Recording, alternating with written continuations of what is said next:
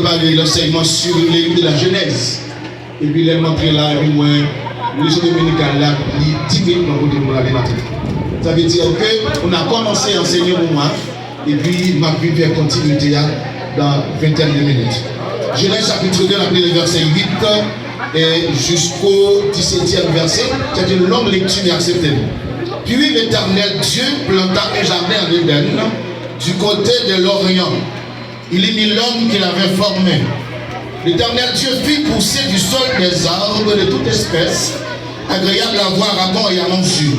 Et l'arbre de la vie au milieu du jardin, et l'arbre de la connaissance du bien et du mal.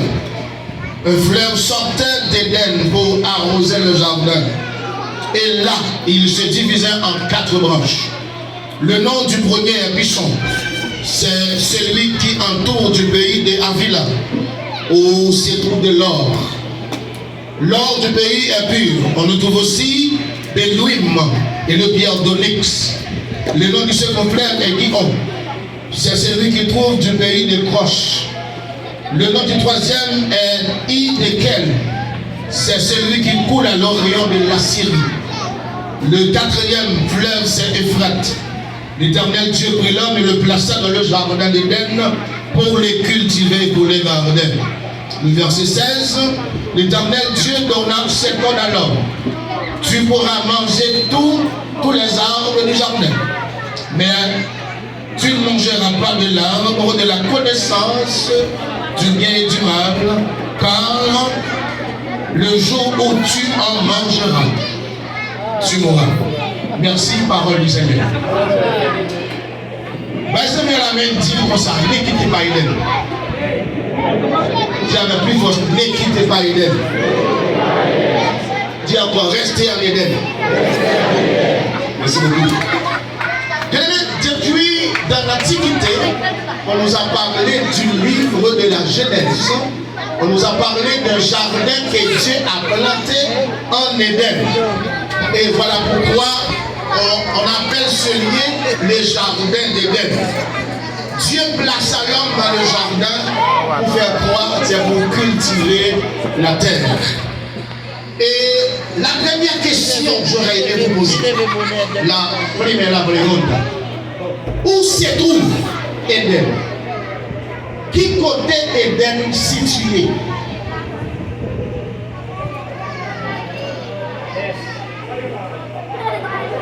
Dans quelle contrée géographique Éden est-il localisé? En Amérique, en Asie, en Océanie, en Afrique? En Afrique, merci beaucoup, en Afrique de Nord. Il dit qu'Éden est localisé en Éden.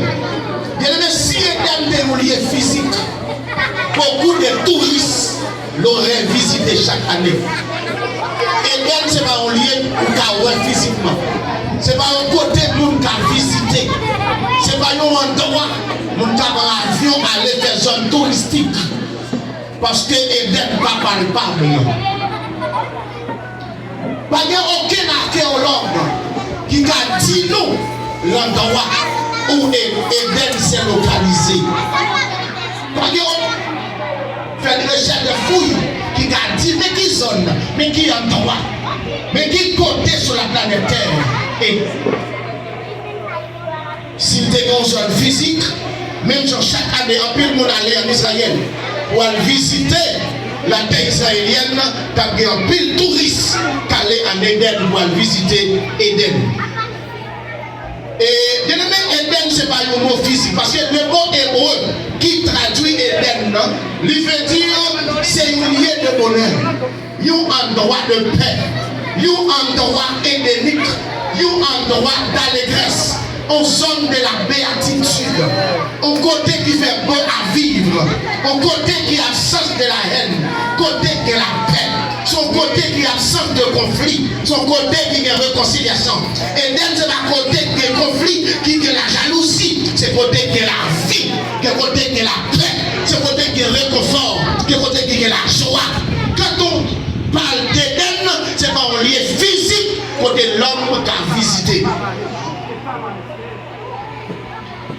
Lorsque Dieu plaça l'homme en Éden, Dieu a placé Adam et Ève dans sa présence.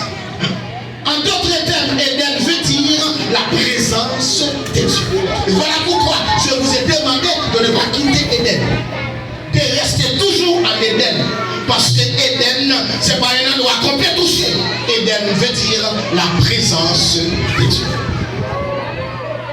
Voilà pourquoi on dit à vous dire, Jésus dans cette présence est la source du bonheur, dans la joie et la souffrance. Elle est le repos du cœur. La présence de Dieu, bien aimé, c'est pas côté le monde qui a quitté. Lorsqu'on goûte la présence, on va abandonner. Lorsqu'on goûte la présence de Dieu, parce qu'il y a rien qu'à faire quitter l'espace, parce que son espace qui fait bon à vivre. On a dit son espace paradis, son espace côté, le monde vit dans la paix, dans la joie, dans le bonheur. Non, en Éden.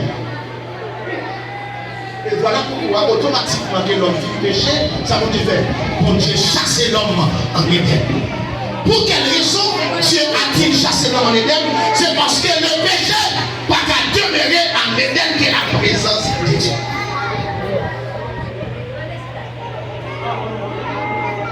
La première raison pour Dieu expulser l'homme en Éden, lui mettre l'homme dehors dans le jardin, c'est parce que le péché n'a qu'à demeurer dans la présence de Dieu. Automatiquement, l'homme péché pour Dieu retirer l'homme en présence. Dis-moi, Amen. Non, non, péché au baradon. Non, non, péché ou qu'on sentiment de culpabilité. Non, non, péché ou écarté de la présence de Dieu. Souvent, on empêche la manière sur impossible pour sauver adorateur dans le péché. Impossible pour sauver un homme d'enchère dans le péché. Parce que le péché nous éloigne la présence de Dieu. Genèse chapitre 3, les versets 2 à 24. 23 et 24. Et l'Éternel Dieu les chassa du jardin d'Éden pour qu'il cultivât la terre. Tout, il avait été pris. C'est ainsi qu'il chassa Adam et les mit en l'Orient, au jardin d'Éden, les chérubins qui agitent une épée flamboyante pour garder le chemin de l'arbre de vie. Le mot hébreu pour chasser, c'est garache, qui fait sortir avec un fracas, pousser dehors. Pour Dieu va dire Adam, s'il vous plaît, sautez dehors, non. Pour Dieu pousser Adam dans le jardin. Pour Dieu pas d'un coup de pied, il dit flagon dehors là. Parce qu'il dit pour Dieu chasser. Il va dire s'il vous plaît Adam, qu'a sorti. Adam, ou qu'a quitté le jardin, s'il vous plaît, non. Dieu le chassa. Dans le jardin, parce que automatiquement que l'homme péchait, l'homme était capable de demeurer dans la présence de Dieu. Parce que la présence de Dieu, c'est la vie. La présence de Dieu, c'est la paix, la joie, l'allégresse, le réconfort, le bonheur. Automatiquement, Dieu a expulsé Adam dans le jardin.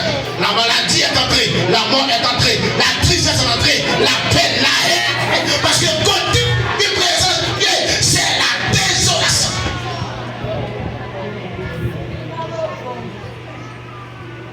Dieu retire l'homme dans la présence de lui. Parce que l'homme va arrêter dans la présence de Dieu dans le péché. Bien aimé, c'est dans ce lieu, bon Dieu déplacé Lucifer le chérubin. Avant sa chute, il a été siégé sur la montagne d'Éden. Mais automatiquement, lui vient révolter, monter orgueil contre le Créateur. Bon Dieu, il a dit, bon Dieu, shooter. Lucifer en Éden, il retiré parce que vous ne pouvez pas arrêter à orgueil de la présence de Dieu. Dans Ézéchiel 28, le verset 13, il dit, tu étais en Éden, il a parlé avec Lucifer. Tu étais en Éden, le jardin de Dieu. Tu étais couvert de toute espèce de pierres précieuses, de sardoine, de topaz, de diamants, de chrysolite, d'onyx, de jaspe, de saphir, d'escarboucle, d'émeraude d'or. Tes tambourins, tes flûtes étaient à ton service, préparés pour le jour où tu fus créé. Tu étais le chérubin protecteur aux ailes déployées. Je t'avais placé où tu étais sur la sainte montagne de Dieu en Éden. Tu marchais au milieu des pierres étincelantes. Tu as été intègre dans tes voies depuis le jour où tu fus créé. jusqu'à celui où l'iniquité a été trouvée chez toi.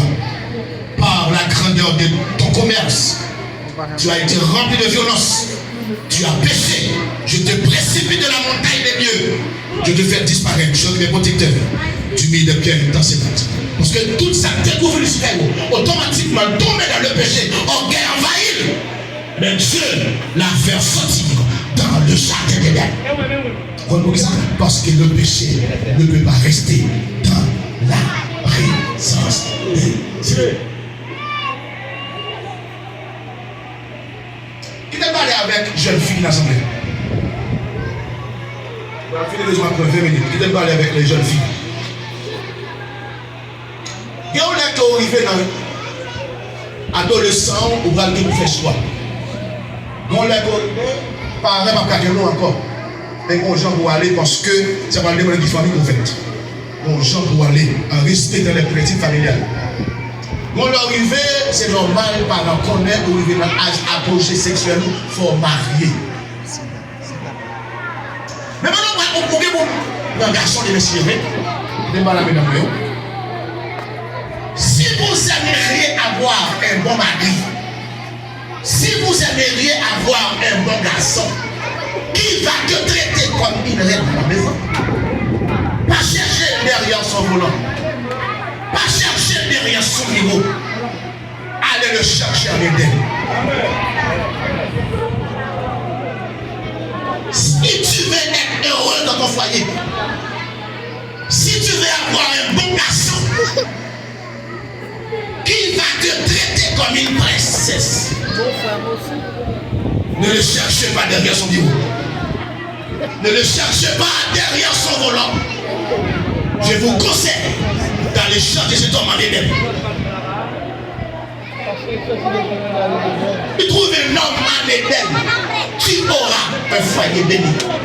Tu auras un mariage heureux. Votre mariage, mon gars, ma gros dégâts. Votre mariage, mon gars, mon rival. Mariage, mon qui va maltraiter. Mariage, mon qui traite à ta juste valeur. Mais il faut le dire.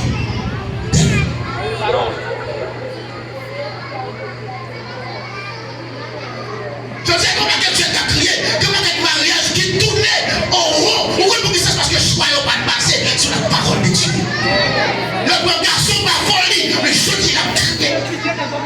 Mais pour les jeunes filles qui vont marier, je tiens à vous prescription ça. Si vous avez besoin de foyer, un bébé qui est heureux, vous avez une femme bien traitée, allez chercher ton homme en Éden.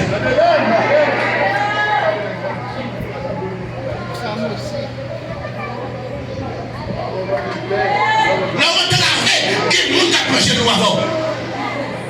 Là on t'a fait toi un homme, Dieu t'a comme devant le trône. Il faut aller le chercher en Éden.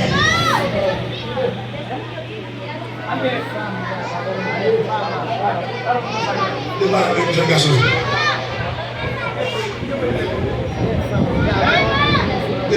Jeune garçon.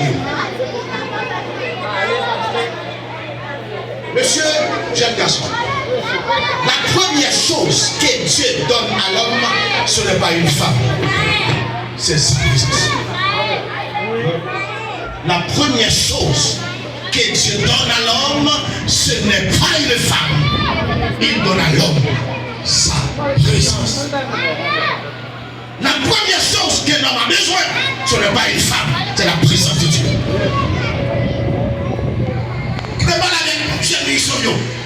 Monsieur, la première chose que Dieu donne à un homme, pas une femme, mais sa présence.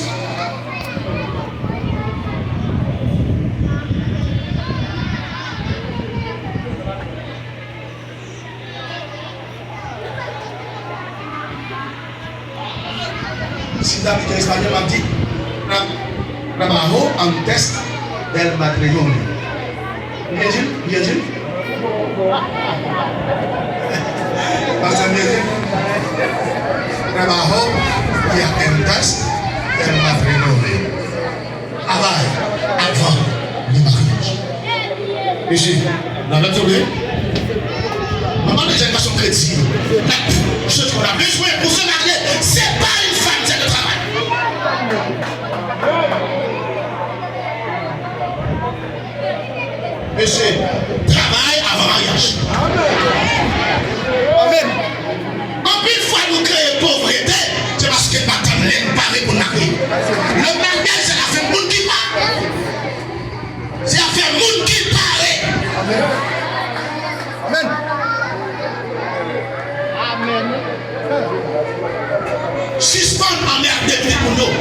Eden doit reparler ici. Elle parlait d'abord avant la cause.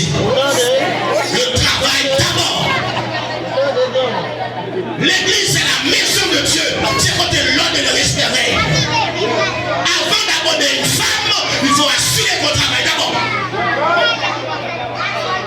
Parce que l'enfant marié, vous aurez la responsabilité. Soit quand c'est madame petite. Et si vous êtes assis par la barbe, vous allez des femmes en travail de ça. Mon garçon, travaille avant femme.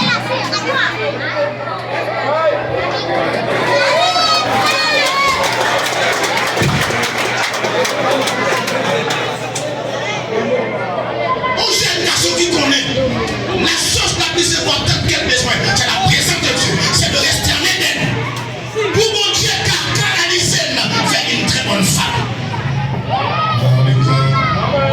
Vous avez l'église? Mon pas une belle femme dans la balance.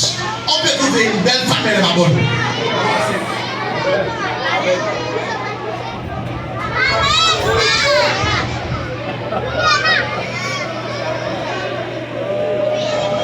Bonne femme, c'est nous qui avons fait. Le mauvais jour, qui a campé à faire. Les femmes, fantômes là. Pas mon gars, vous sortez, il y a un gars qui a abandonné. Dans le monde comme ça, il faut retirer l'Éden là, et non. Mais la présence de Dieu, vous les canalisez. Pasteur, vous finissez. Vous avez déjà parti à l'assemblée. Éden, c'est vraiment lié physique. Vous ne pouvez pas aller en Éden, ça n'existe pas. Aucun archéologue ne peut pas dire mais côté Éden situé. Mais Éden veut dire la présence de Dieu. Lorsque Dieu a placé Adam en Éden, Dieu a placé Adam où? En sa présence. C'est dans sa présence que Dieu a placé Adam. Automatiquement, Adam quitte la présence de Dieu, l'humanité des problèmes. Surgit à l'humanité parce que nous avons perdu la présence de Dieu. Voilà pourquoi je vous ai demandé non seulement de ne pas quitter Éden, mais de rester en Éden. Quel monde qui vit l'église là? Vous avez des années, nous déconnectons à Dieu. Nous n'avons pas d'avance. Nous venons passer à Diba en l'église. Nous venons pas l'habitude, mais nous n'avons pas en Éden encore. Nous sommes dans l'Éden. Péché que nous sommes libres. Péché que nous sommes finis avec eux. Nous ne sommes pas encore en Éden. Nous sommes dans l'église là. Nous sommes l'assemblée de Dieu ici là. Mais nous ne sommes pas en Éden. Vous avez l'église là? Vous avez l'église là, oui? Nous sommes là chaque dimanche dans cette église. Mais nous ne sommes pas en Éden. Nous sommes en Éden. Nous sommes en Éden. Nous sommes marché en Éden. Nous sommes travaillé en Éden. Côtoyé en Éden. Parce que Éden c'est la présence de Dieu. Éden, c'est la présence de Dieu. Quelles que soient les circonstances difficiles, restez en Éden. Soit à rencontrer, restez en Éden. Yo comprends-nous, pas comprends-nous, restez en Éden.